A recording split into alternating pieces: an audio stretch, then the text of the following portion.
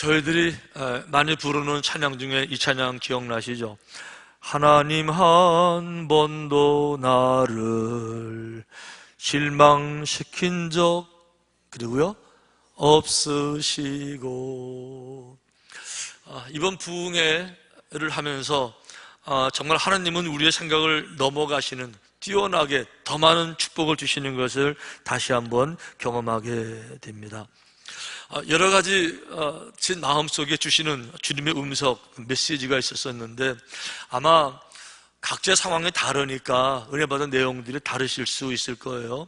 그러나 저는 이런 은혜를 받았는데 하나님께서 우리 교회를 여러분 한 분 한 분을 정말 너무도 사랑하신다. 아멘. 제가 정말 느꼈어요. 왜 그런가 하면 우리를 사랑하시지 않고는 정말 오실 수 없는 목사님들이 오시니까, 정말 올 수 없는 분들이 워낙 바쁘고 워낙 많은 일 하시는 분들인데 서울도 아니고 원주까지 오시는 거, 이게 정말 안 되는 건데 참 너무 귀하다. 정말 우리를 너무 사랑하시는 걸 제가 느끼게 되고요. 또 한 가지는 우리를 향한, 정말 마지막 시대에 우리를 향한 하나님의 특별하신 계획이 있는 것을 정말 느끼게 돼요. 왜 그런가 하면 하나님의 뜻을 이루시기 위해서 그분의 이 땅에 펼치기 원하시는 정말 놀라운 계획이 있으신데, 누군가를 통해서, 어떤 교회를 통해서 그 일을 이루시기를 원하는데 우리 교회를 쓰시는 것 같은 느낌을 제가 자꾸 받아요. 왜 그런가 하면 우리들만을 위한 교회라 그러면 이렇게 크게 축복 안 하셔도 괜찮거든요. 몇 명 모이든지 간에 우리끼리 하는 거는 이렇게 많이 안 모여도 되거든요. 우리 교회를 계속 축복하시는 이유는 전 세계에 정말 큰 일을 이루시기 위해서 그 저변의, 저력의 능력을 계속 주시는, 축복을 주시는 것은 우리끼리를 위해서가 아니고 하나님이 우리를 위해서 이루기를 원하시는 큰 계획이 있으시다. 아멘. 정말 믿어지게 돼요. 그런데 정말 세 번째, 제 나름대로는 이게 정말 특별한 은혜였는데 결국은 교회가 해답이다. 교회의 본질을 회복하는 게 가장 중요한 문제다. 교회로 교회되게 하는 게 제일 중요한 문제다. 그 속에 모든 답이 다 있다. 현대의 문제, 현실의 문제, 성도들의 문제, 건강, 가정뿐만 아니고 인생의 모든 문제는 결국 교회가 교회될 때, 교회가 하나님의 집이 될 때, 능력이 많으신, 살아계신 역사하시는 그런 집이 될 때 거기 들어와서 다 해결되기 때문에 진짜 교회를 만들어가는 것, 복음으로 교회를, 복음의 열정으로 교회를 세워가는 것, 이것이 담임 목사로서 또 우리 교회가 나아갈 정확한 방향인 것을 정확히 제가 다시 한번 캐치할 수가 있었어요. 여러분, 초대교회의 제자들은요, 복음이 무엇인지를 정확하게 알고 있었습니다. 복음이 무엇이냐, 그들은 정확하게 알고 있었어요. 요한계시록은 복음이 아니에요. 요한계시록은 복음이 아니고요. 요한계시록은 성경 66권 가운데 66분의 1, 그저 한 권이에요. 이렇게. 요한계시록은 몰라도 구원받는데 전혀 문제가 없어요. 여러분, 호세아, 요한일서, 이런 거 모른다고 구원 못 받아요? 그런 문제가 아니고, 복음은, 여러분, 복음이 무엇이냐? 사도 요한은 복음을 이렇게 이해했어요. 태초부터 있는 생명의 말씀에 관하여는 우리가 들은 바요, 눈으로 본 바요, 자세히 보고 우리의 손으로 만진 바라. 요한일서 1장 1절, 사도 요한이 쓴 성경인데요, 이렇게 말하는 거죠. 태초부터 있는 생명의 말씀. 이 태초라는 말은 성경 맨 앞에 나오는 단어예요. 창세기 1장 1절에 태초에 하나님이 천지를 창조하시느라, 그 태초를 말하는 거예요. 모든 우주가 만들어지기 전에 근본적으로 올라가서 in the beginning of history, 모든 역사에 처음으로 올라갔을 때, 태초에 흑암만 있고 어둠만 있었을 때에 태초에 하나님이 천지를 창조하셨다. 창조주 조물주가 계셨다는 것을 정확하게 알고 있는 거고요. 그 태초에 세계를 창조하신 조물주가 누구시냐? 성경은 그분을 말씀이라고 설명하셨어요. 말씀. 이 말씀이 다른 말로 말하면 로고스라는 말씀이세요. 여기서의 말씀은 이렇게 말하는 그 언어, 랭귀지, 월드, 이것이 아니고요.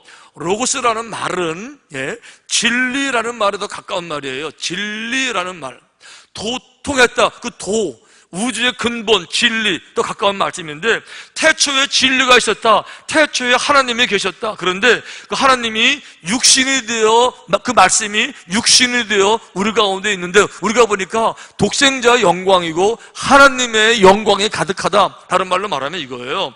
태초에 있는 창조주 그분에 대한 이야기를 수없이 들었는데, 드디어 우리가 들은 바요, 창조주 하나님으로부터 들었다는 거죠. 예. 성부, 성자, 성령 삼위일체시고요. 주님도 태초부터 함께 계셨는데 그분이 인간의 몸으로 오셔서 그분을 통해서 태초부터 계시는 창조주 하나님 말씀을 창조주로부터 직접 들었도다. 이게 복음이라는 거죠. 뿐만 아니고 눈으로 보았어요. 어떻게 해요? 자세히 보았어요. 예, 눈으로 봤는데요, 하나님을요, 창조주 하나님을, 예수님을 통해서 자세하게 본 겁니다. 주님 이렇게 말씀하셨어요. 나를 본 것은 하나님을 본 것이다. 할렐루야.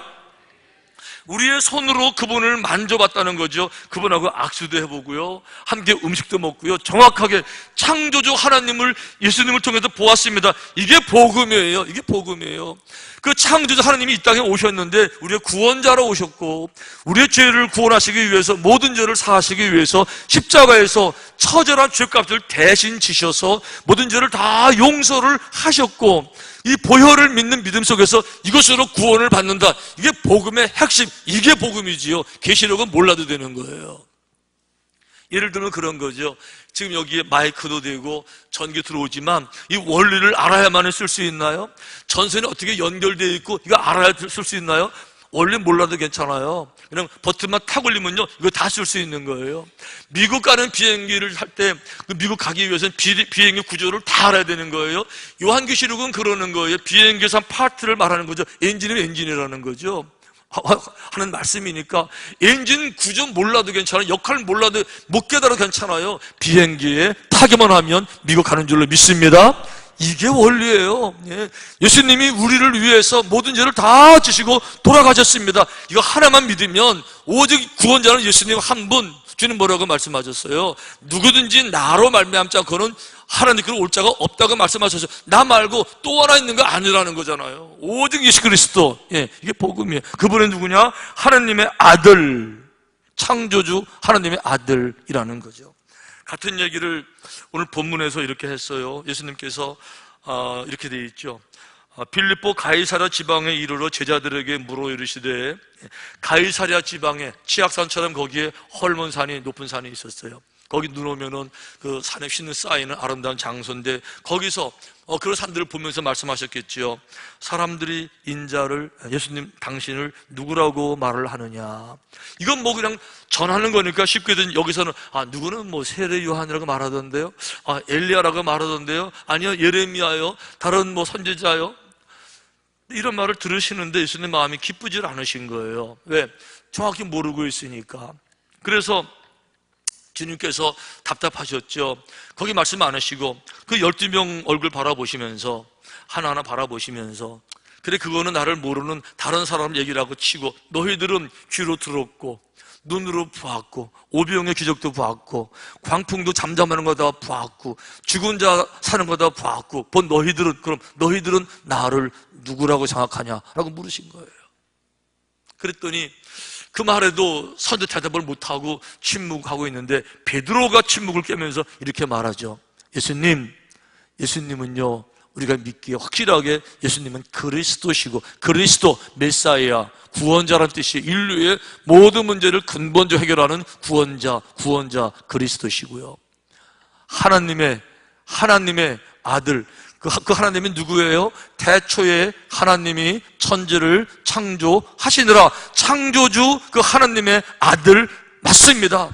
당신은 우리가 나이도 비슷하고 똑같이 인간의 몸을 가지고 있고 우리 옷을 입으셨지만 당신은 우리와 같은 인간이 아니고 태초에 천지를 창조하신 하나님의 아들이 맞으십니다 라고 베드로가 고백했더니 예수님이 얼마나 기쁘셨는지, 인간의 어리석음, 인간의 한계, 그걸 다 깨고 이 지혜를 아는 베드로가 너무 귀하신 거예요. 예수님이 기쁘셔서 칭찬하시죠. 바요나 시모나 너 참 복이 있고 너 복된 사람인데, 이거를 내게 알게 한 것은 이 인간의 혈통이 아니라 하나님께서 내게 알게 해주신 것이다. 할렐루야.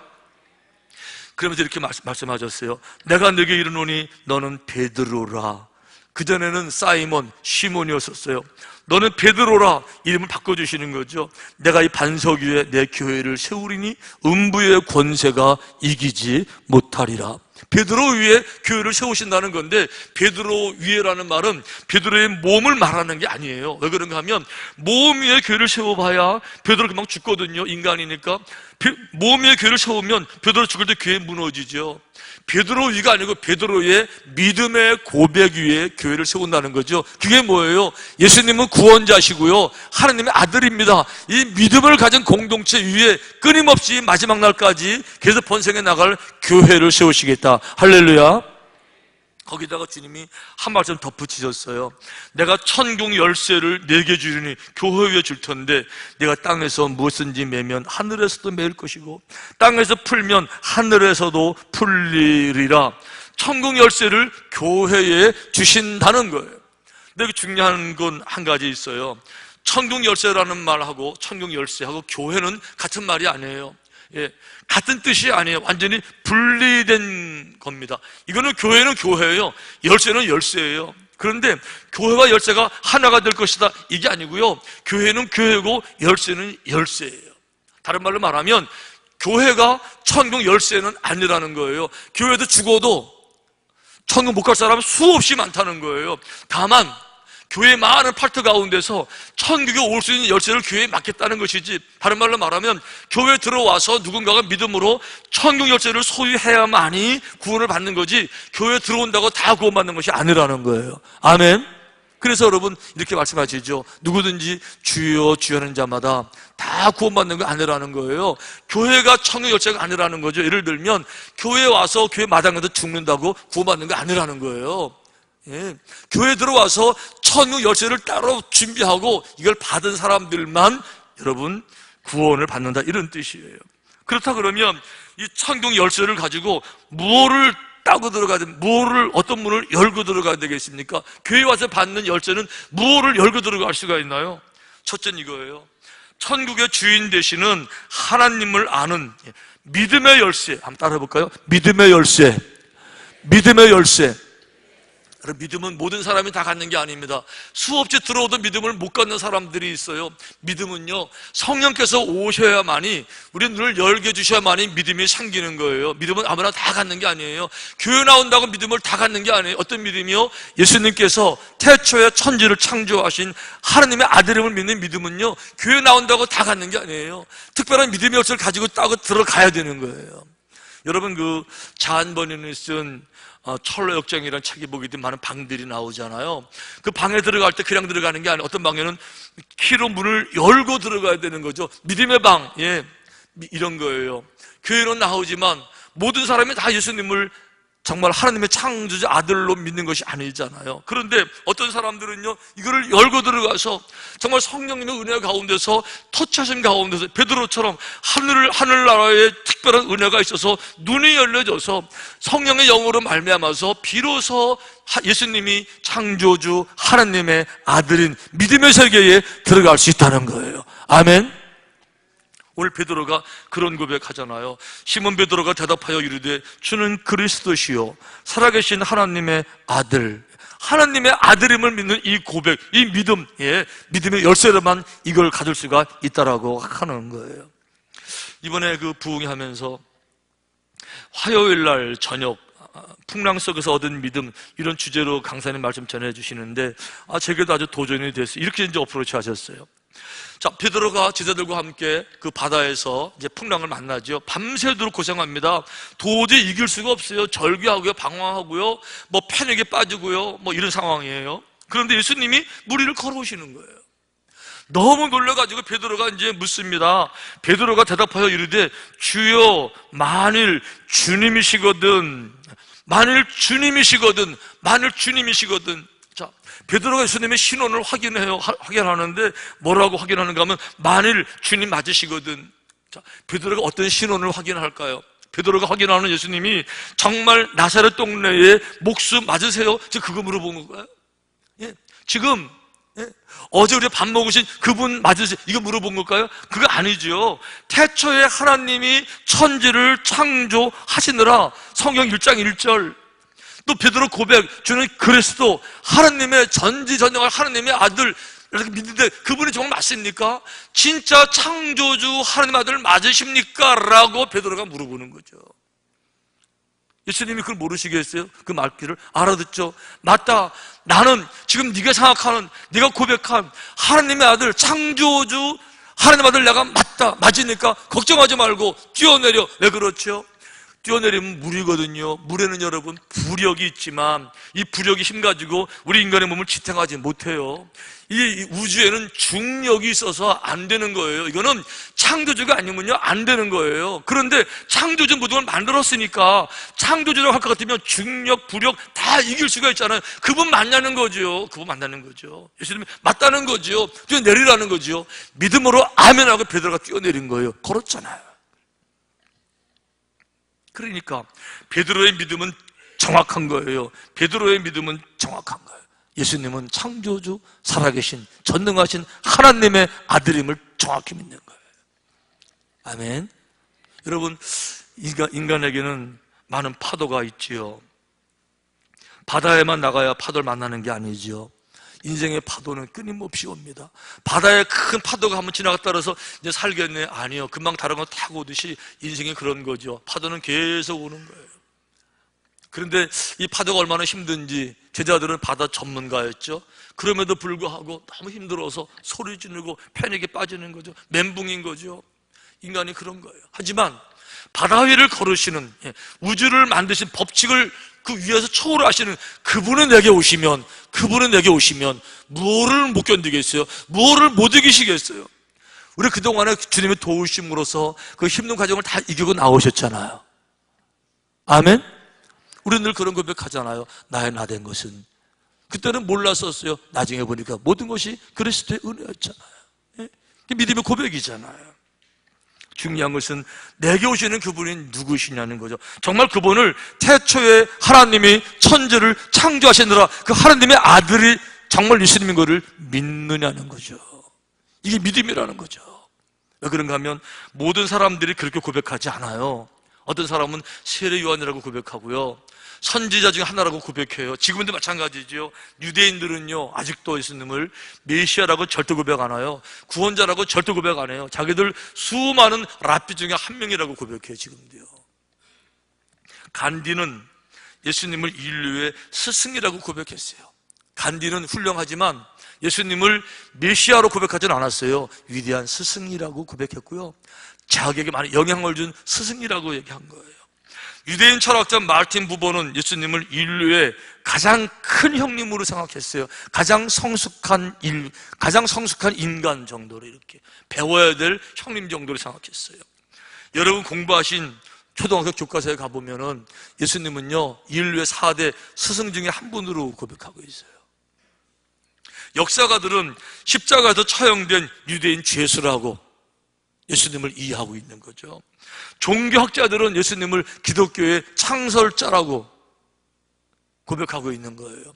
그런데 초대교회의 이 복음의 핵심, 예수님을 눈으로 보고 만나보고 악수하고 함께 먹고 함께 자고 함께 살았던, 그래서 죽으심과 부활을 목도했던 모든 제자들은 예수님은 하나님의 아들로 고백하고, 이게 교회의 본질이라는 거죠. 복음의 능력이라는 거죠.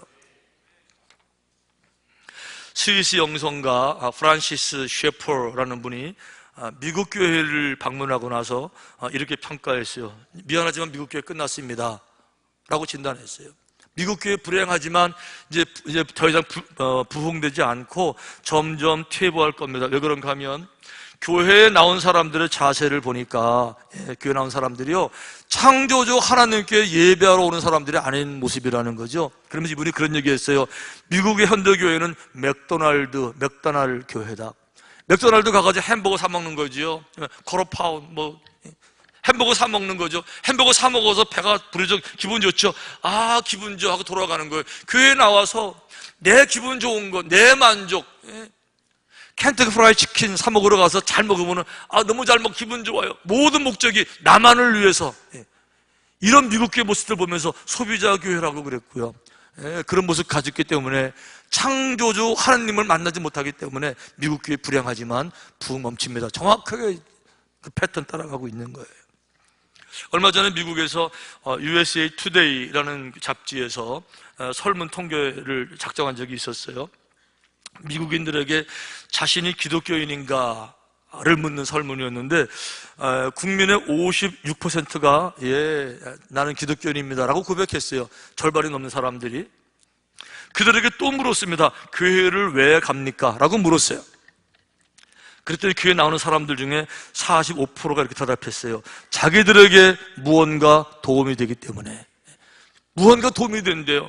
그리고 26%의 사람들이 이렇게 대답했어요. 교회를 가게 되면 마음의 평화와 정신적인 안정을 얻기 때문에 교회에 간다고 고백했어요. 자, 교회에 오는 목적이 뭐예요? 무언가 내게 도움이 되고 마음의 안정과 평화를 얻기 때문에 교회를 간다는 거죠. 그런 분이 70%가 넘는 거예요. 그런데요, 여기에 대해서 영국의 C.S. 루이스가 그런 얘기했어요. 나는 오랫동안 무신론자로 있었다. 왜 그러냐? 교회를 바라볼 때 실망하지 않을 수가 없었다. 교회에 끌어가는 모습, 모인 사람들의 모습 속에서 정말로 하나님이 살아계시다 그러면 저렇게는 할 수 없기 때문에 사람들을 바라보면서 하나님까지도 부정했었다. 그런데 나중에 성경을 읽어보면서 하나님이 잘못된 것이 아니고 잘못된 사람들이 있는 것뿐이지 하나님은 잘못인 완전한 분을 알고 나서 정말 회개를 했고 진짜 회개했고 진정한 크리스찬이 되었다라고 고백했어요.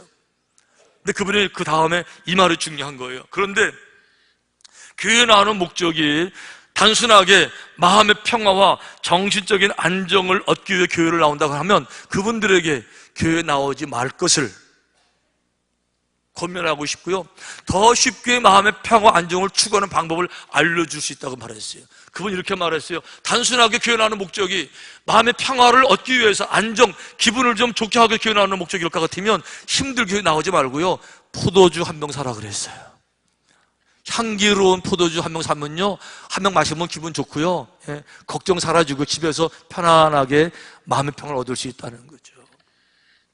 굳이 교회까지 나와서 마음의 평화 얻으려고 교회에 나오는 게 이거 아니라는 거죠. 그럼 교회를 왜 나와야 되느냐? 우리가 믿는 예수님이 누구시냐? 태초에 하나님이 천지를 창조하신 창조주 하나님, 그 하나님의 아들임을 믿는 고백. 그래서 창조주 그분에게 맞는 합당한 영광을 드리고 그분을 찬송하고, 우리 피조물이니까 피조된 존재니까 창조하신 그분에 대한 합당한 찬양을 드리고 영광을 드리고 감사를 드리고 그분의 말씀을 듣고 원리를 깨닫고 인생의 근본 도리를 깨닫고 더 중요한 거 하나님을 통해서 내가 누군지를 발견하고 인간은 무엇인지를 발견하고 어떻게 살아야 되는지를 발견하고 그래서 그분의 뜻을 이루면서 최고의 인간의 존엄성과 가치를 추구하는 마지막에 주님과 합당한 그 자리 동행하는 그 자리에 나가는 주의 뜻을 이루는, 그래서 교회를 나오는 것이지 단순하게 마음의 평화를 얻는다고요? 집에서 포도주 한 병 마시라는 거죠.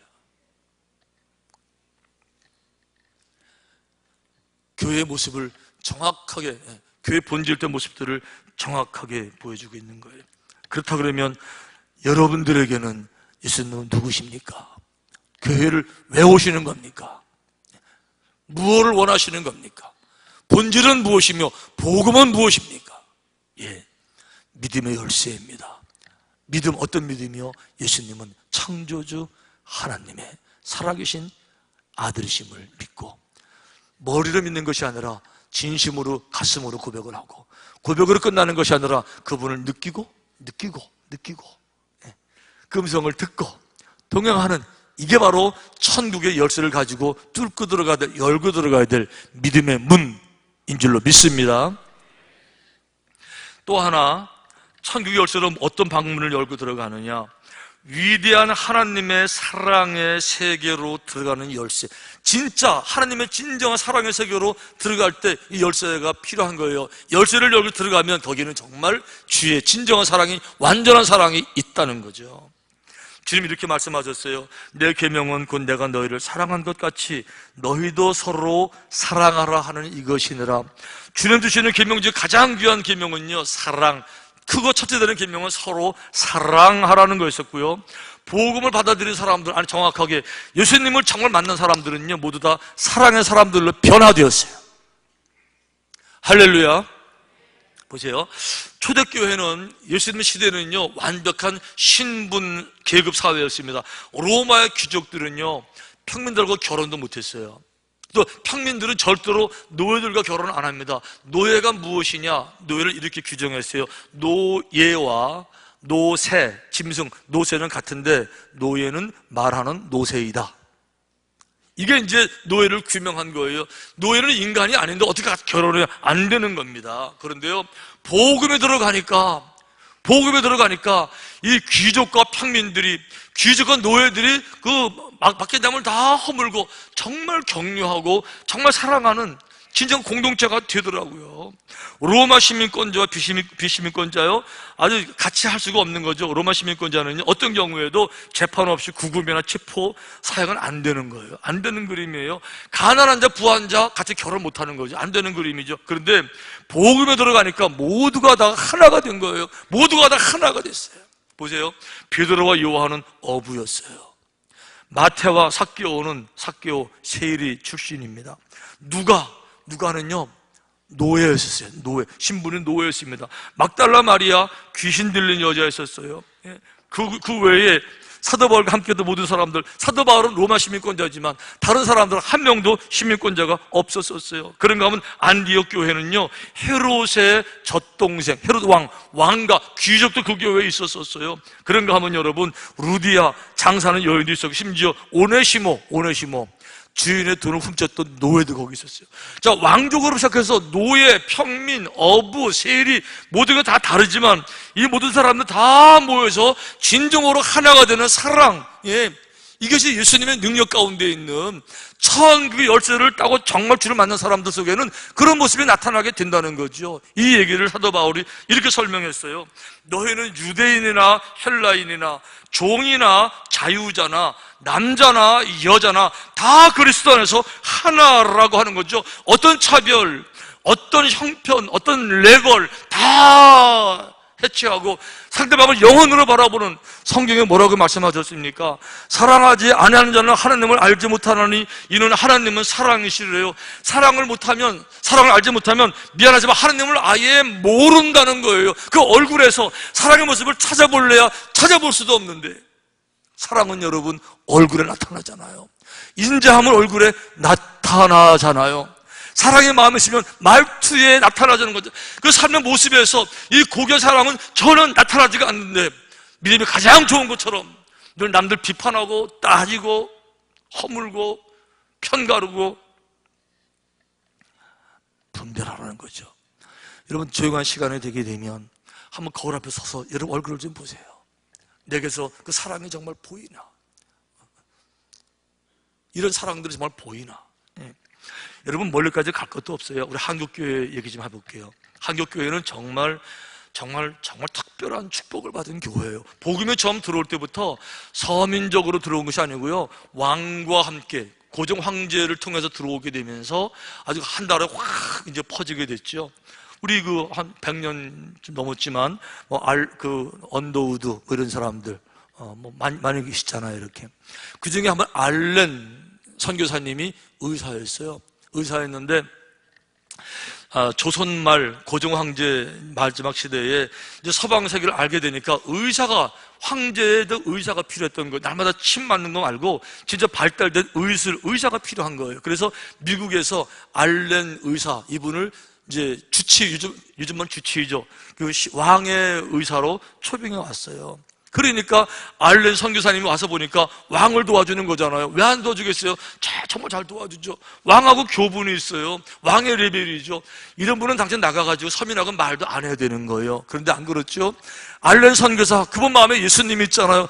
예수님이 있다? 그분 마음에 영혼을 사랑하는 사랑이 있다, 그런 뜻이잖아요. 신분이 문제가 되지 않죠. 신분을 건너뛰는 거, 초월하는 거죠. 그러니까 이 사회에서 정말 어려운 사람들, 정말 가난한 사람들, 불쌍한 사람들을 마다하지 않고 다 나가서 도와주는 거예요. 다 고쳐주는 거예요.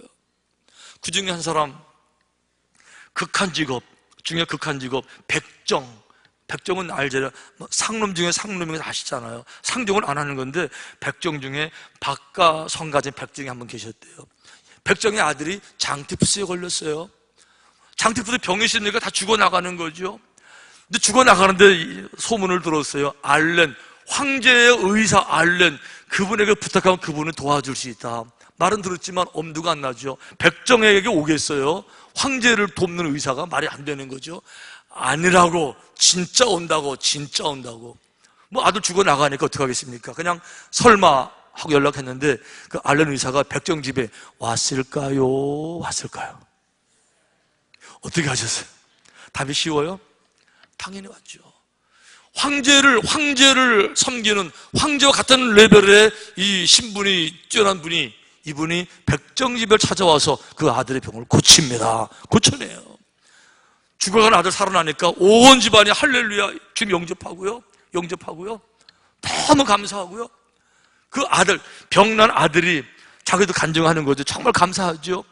선교사님 따라다니면서 심부름하고 배우다가 그 세브란스 의전에 들어가요. 그분이 우리 한국 최초의 의사 메디컬 닥터 박동열 씨예요. 백정의 아들이었어요. 신분을 타파하고 절벽을 진정한 사랑으로, 그 결과였었죠. 복음이 한국 땅에 들어오기 전에 한국 나라는 죄송하지만 여성들은 인권이 없었어요. 정말 인권이 없었어요. 지금 이슬람이 그렇잖아요. 얼마 전에 보니까 이슬람에서도 아이들 학교 보냈다고 또 죽이고 하더라고요. 이렇게 우리 한국이 똑같이 그랬었어요. 그랬는데 복음에 들어오게 되니까 남자들 마음속에 믿음에 들어가니까 예수님의 사랑이 들어오니까 자기 여인들도 부인들도 아내들도 한 형상으로 바라보게 되고 아내들을 사랑하기 시작했는데 선교사들 눈에 이게 기적으로 보였어요. 그래서 미국 선교사들이 미국 본부에 선교 보고 편지에 이런 내용이 있어요. 이게 제가 쓴 거 아니고요. 100년 전에 선교사들이 써서 보낸 보고서 이렇게 되어 있어요. 기독교는 한국 남성들에게 기적을 일으키고 있습니다. 기적이라고 번역했어요. 도박과 음주 같은 잘못된 죄악들이 중단되었습니다. 정말로 주님 만나니까 도박, 음주 이런 거 다 끊었다는 거죠. 싸움과 아내 구타는 더 이상 일어나지 않았어요. 더욱이 선교사의 가르침을 받은 남편들은 아내가 바느질을 잘할 수 있도록 불을 밝혀주고 창호지로 된 문에 유리창을 달아줘서 편하게 밖을 내다볼 수 있게 해주고, 이게 뭘 말하는가 하면요, 창호지로 다 막고 아내들은 안에만 있어야 밖에 못 나오게 되는 거거든요. 얼마나 답답해요. 그걸 창호지를 벗겨서 일부 유리를 달아가지고 밖에를 볼 수 있게 이렇게 아내들을 도와줬다는 거예요. 대문 가까이 우물을 파서 물을 쉽게 기를 수 있도록 도와준다는 거죠. 멀리 고생하지 않고 가까이 파올 수 있게. 신앙을 가진 남편들은 아내의 무거운 짐을 덜어주고 아내를 진실한 사랑으로 대하기 시작했습니다. 여성들을 위한 학교들이 드디어 세워지고 있습니다. 여성들도 공부하며 노래를 배웁니다. 지금은 뭐 당연하지만 옛날에 신기했던 거예요. 여성들이 노래를 배운다요. 학교를 다니고 얼마나 신기한지. 교회는 여성들에게 피난처가 같습니다.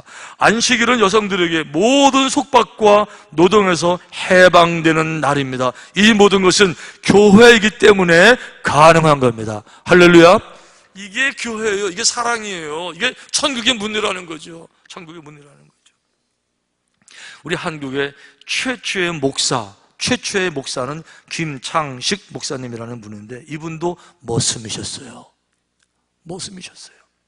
장로교 총회장을 3번이나 지낸 이자헌 목사님도 머슴이셨어요. 교회는 그런 곳이에요.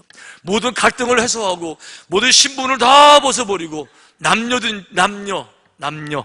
노소, 빈부, 귀천, 산업공상 다 무시하고 그분을 한 영혼으로 바라보고 정말 사랑하는 공동체, 이게 초대교회가 가진 천국의 문을 열고 들어가게 되면 그런 사랑의 공동체에 들어갈 수 있다는 거예요. 할렐루야.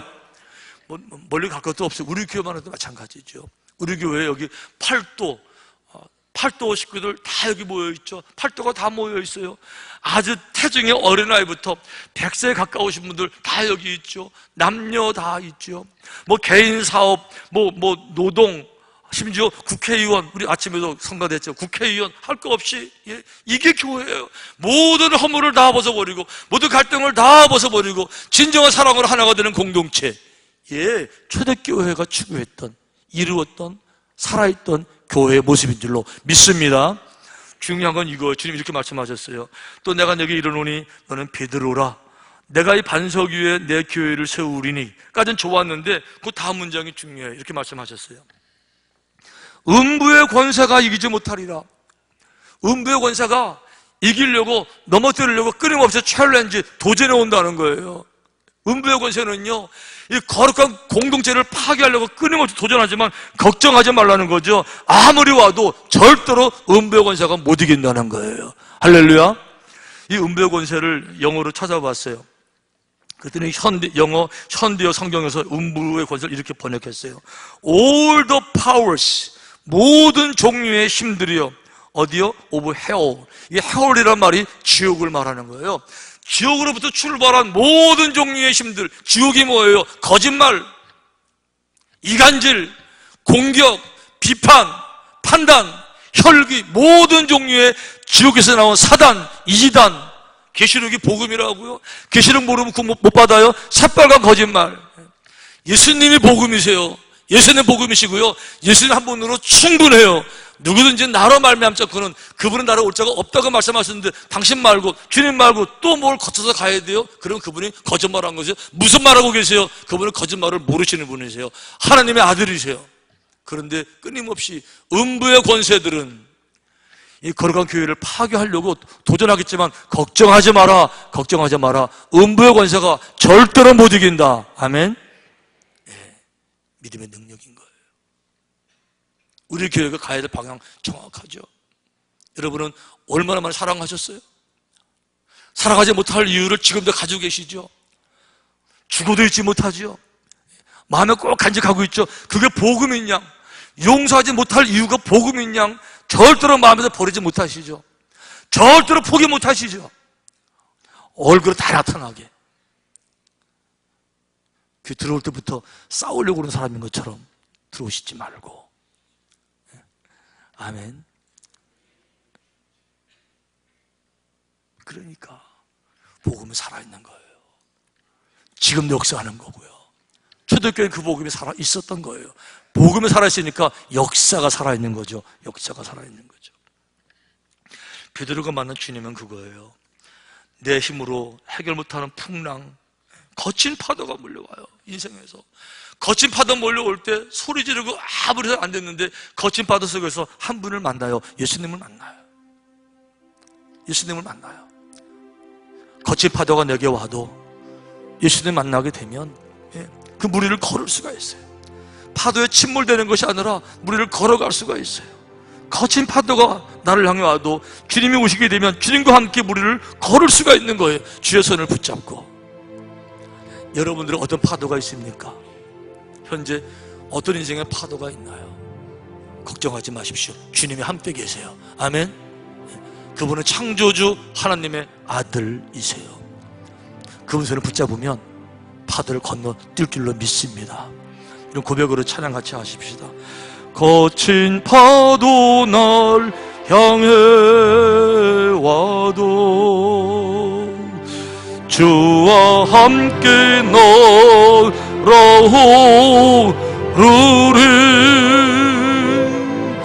폭풍 가운데 나의 폭풍은 누굴 불어와요? 잠잠. 그래도 주님을 바라보면 폭풍도 지나갑니다. 파도도 지나가요. 거친 파도 날 향해 와도, 거친 파도 날 향해 와도 주와 함께 날아오르리. 폭풍 가운데 나의 영혼 잠잠하게 주를 주 품에 품으소서.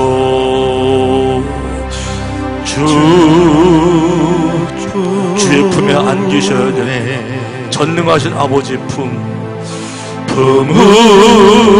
전능자 능력의 팔에 붙잡혀야 되는 거예요. 능력의 발에 붙잡히면 파도 위를 걸을 수가 있습니다. 거친 파도도 걸을 수가 있어요. 발로 덮은 거친 파도 날 향해 와도, 거친 파도 날 향해 와도 주와 함께 주님과 함께 독수리처럼 날마다 이기는 삶, 폭풍 가운데 나의 영혼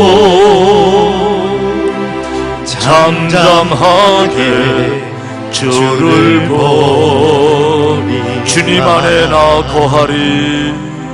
주님 넓으신 주의 품에 안기셔야 됩니다. 얼마나 힘든지, 얼마나 피곤한지, 아무리 어려워도 주의 품에 안기면 봄눈 녹듯이 다 녹아지게 될 거예요. 주는요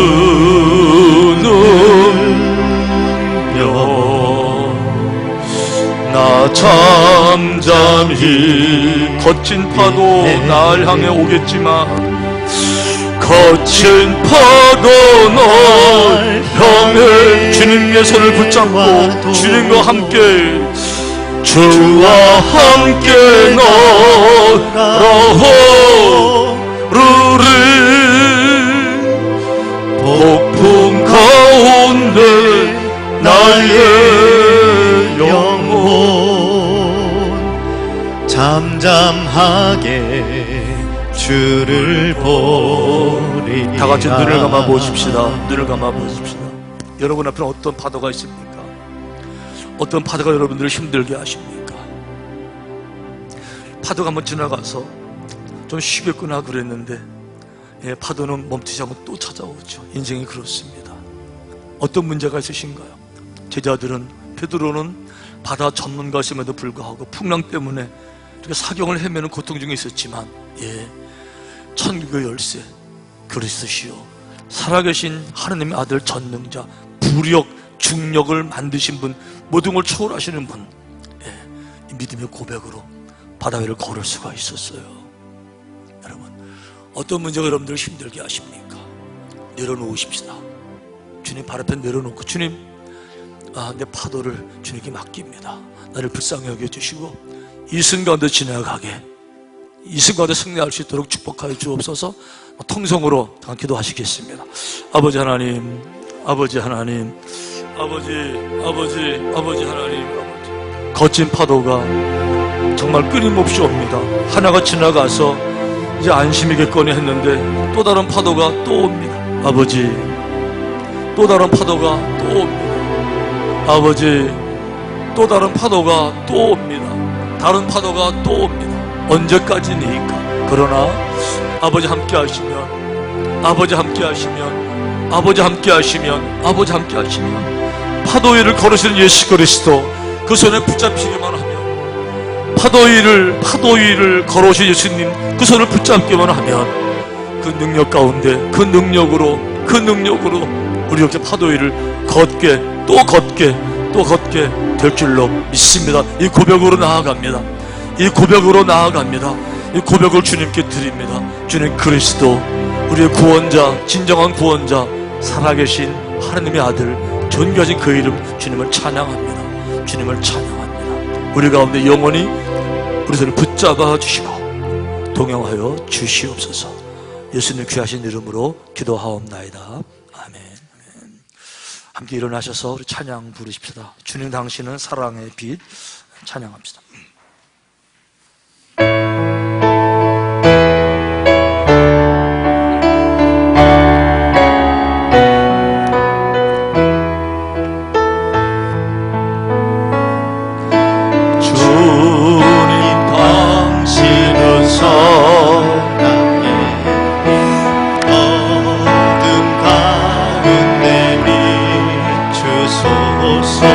세상의 빛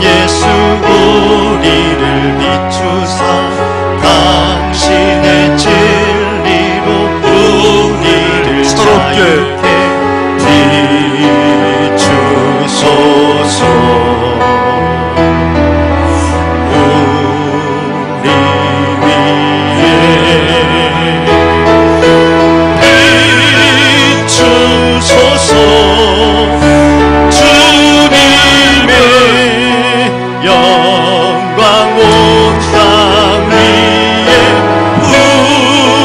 부으소서. 내게 성령의 불, 오직 주님의 영, 성령의 불 넘치소서. 은혜와 긍휼을 열방 중에 전하소서. 이 뜻이 주의 비추소서. 비추소서. 주님의 영광 부으소서. 부어주시기를, 쏟아부어주시기를 소서. 내게 성령의 넘치게 하시기를 넘치소서. 은혜와 긍휼을 열방 중에 전하소서. 빛 대신 주의 말씀.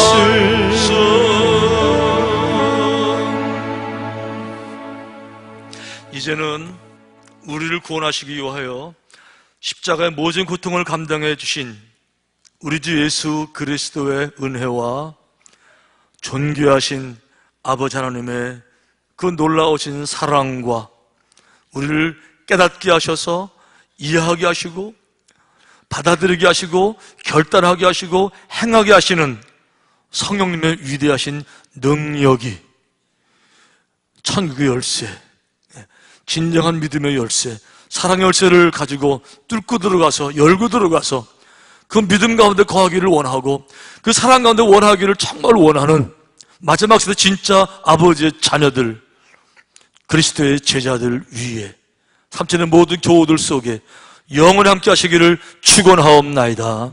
아멘.